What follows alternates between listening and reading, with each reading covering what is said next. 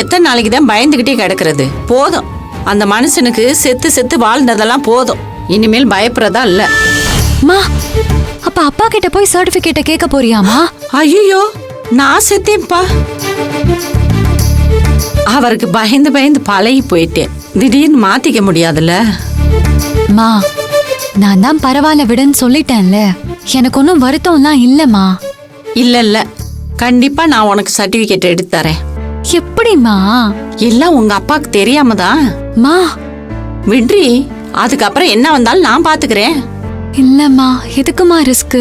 வேண்டாம்மா. என்னடி அப்படி சொல்லிட்ட? ராத்திரி உன் படிப்புக்கு நான் பொறுப்புன்னு சொன்னேன்ல. அது வெறும் வார்த்தை இல்ல, அடி மனசுல இருந்து நான் கொடுத்த வாக்கு.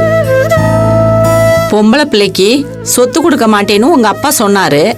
அத சொல்ல அவர் யாரு? நான் உனக்கு சொத்தை கொடுக்கறேன்டி. பொண்ணுங்களுக்கு படிப்பு தான் சொத்தே.